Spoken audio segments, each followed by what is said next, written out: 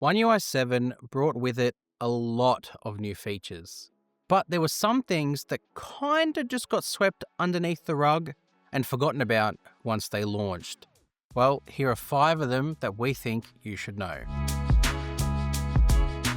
Welcome back to SamMobile TV. You're here with Daniel. Today we're going to take a look at 5 of the One UI 7 features. Yes, even though we're close to One UI 8, there's still One UI 7 to talk about that maybe people didn't pick up on. Some places they maybe were, but I've sort of collated them all into one place so you can know about them. The first one I want to show you is called Autotrim. Samsung told us about this, and then I didn't really notice it until the A series launched.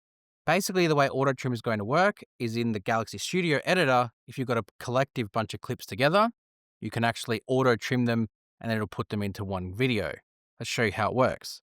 So if I go into the gallery here and I go into recent, because I've got a whole bunch of clips from a game of football that I'd like to sort of collate together. So let's just say I sort of select them, drag them all together, and I go to create and I go to movie.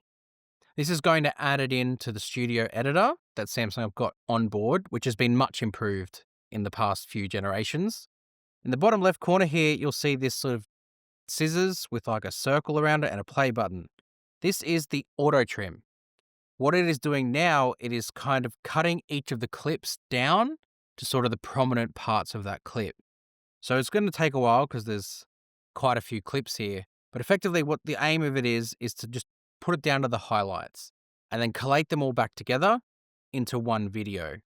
So we'll let this run through and then you won't have to wait. I'll just sit here waiting, twiddling my thumbs while I'm waiting for it to finish. Really wish I didn't select so many clips now. Okay, it's just about done, 100%.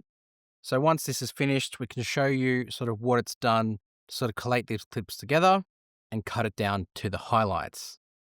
And now it's just going to sit at 100% to make me look like a fool. There we go. So you can see here there's a couple of different options. It's got a short option for the clips, which will then change the clip length to be shorter. And then you've got a long option as well. So this will actually make it even shorter again. And you can go through and there's a custom length that you can make the video and then it'll crop the clips down to that point. So if I wanted to make this video 2 minutes, it'll go through and change all the clips to be 2 minutes. I think if you're someone who likes to put highlight compilations together or sort of family vlogs and you don't want to go through all the footage yourself, this could be a great way of getting all the clips sort of together and then making it sort of combined into one longer video with all the clips that you've done. And it'll just keep the highlights, especially great for sports videos that you want to make. Then you hit apply and then you hit done. And then what you do is you save the movie and that's now going to export it as a video. We don't have time for this. Number 2 is AI Select.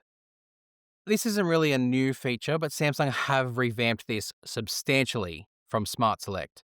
And the thing is, all of the stuff that you use Smart Select for is still here. Now it is just this permanent thing in the top corner of the Edge panel, but you press it and then it brings up the option to sort of clip parts of the screen. So if you select text, it's going to automatically pick text and give you some contextual things that you might want to do. You might want to copy that text, or you might want to change it from text to screenshot. You might want to bring up writing assist, which will help change the writing style or make a composer out of it. You might want to copy it. So you can copy the text and paste it somewhere else, or you might want to pin it, which will keep it up the top there. And then you can drag that to do things or close it. Great thing with this is it's great in sort of websites and sort of pictures. So if you've got, let's just say this is a picture of my wife in the background here. If I select that, it then will bring up some AI recommendations like generative edit or drawing assist, which you can jump straight into. There's also the 3 dots here, which Samsung brought back the create GIF function, which they had removed previously, which is awesome. You can also go and edit the screenshot straight away if you want to. It's just a really powerful tool. And depending on what you're clipping, it'll give you contextual answers to it. So let's say, for example, I want to look up a restaurant. Let's say I go to my favorite restaurant here on the Gold Coast is called Loose Moose. There it is. Yeah, let's just leave that for now. So the address is there. Let's say I clip this address. Let's say I'm like, I wanted to send it to someone or I wanted to make sure that address is saved. It recognizes that's an address and I can click map and it'll take me and navigate me directly to that. Obviously, Google Maps is right there. But if you're on a website, for example, and you don't have access to the map straight away, that could be a really good way of doing it. The AI Select menu is just so convenient. It's how I clip any part of the screen or any text on the screen.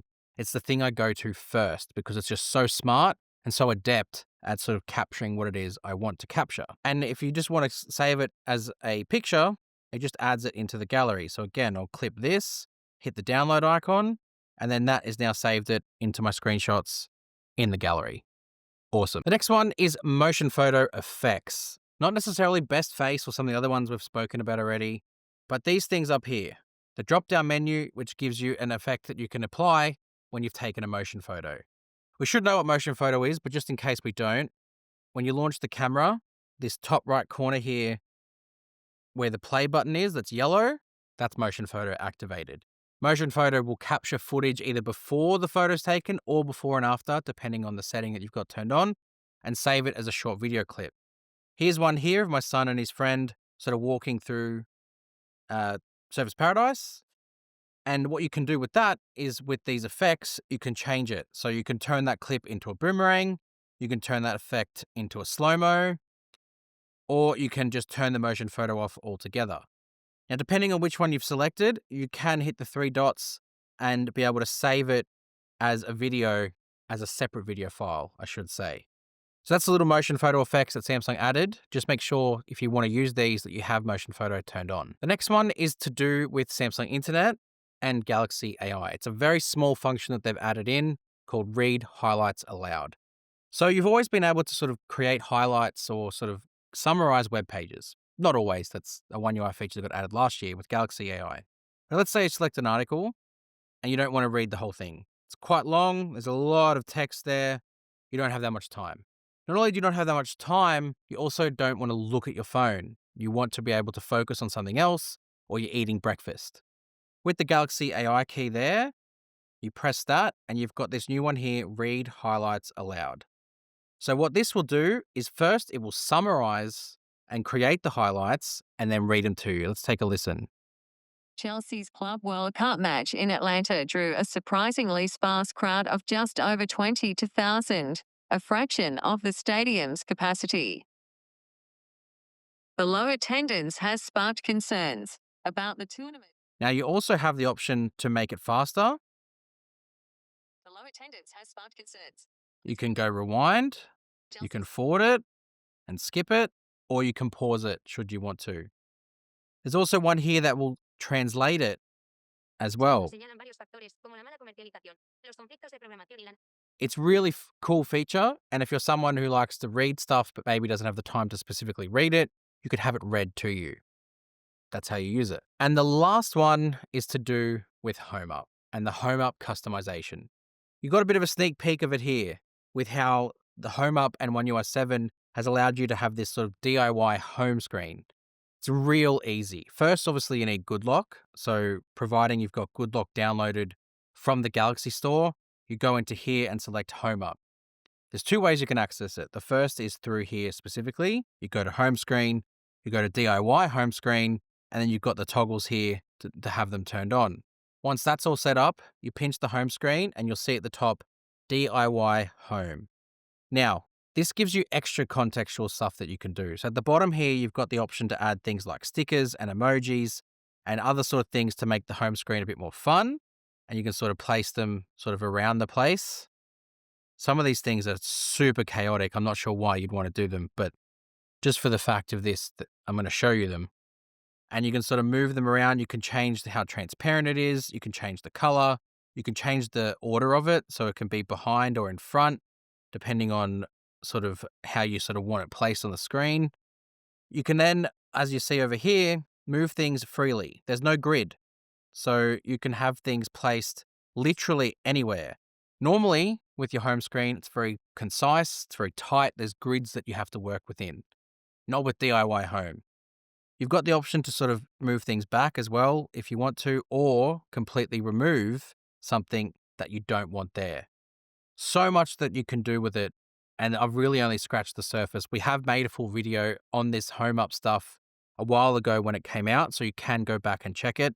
It brings with it other things too, like the changed animations that you can make and some other things that you can do with the home screen, like completely remove the icons down the bottom, the dock, if you will, should you want to. So look, I better get rid of this. Don't want that thing there. There we go. I should mention too, actually, you don't necessarily need to access DIY Home to move things freely. You can just long press on something and you have free reign to sort of move it. And it kind of does give you some center lines and guides to sort of put things between if you want to line things up a bit more appropriately. But you've obviously got that free reign to do what you like. If these 5 things have helped you and you think this is something you'd like to do yourself, hit that subscribe button. Go check out some of our other videos to SamMobile TV and our website, sammobile.com, for all the latest in Samsung news and reviews. And we'll see you guys next time. Thanks.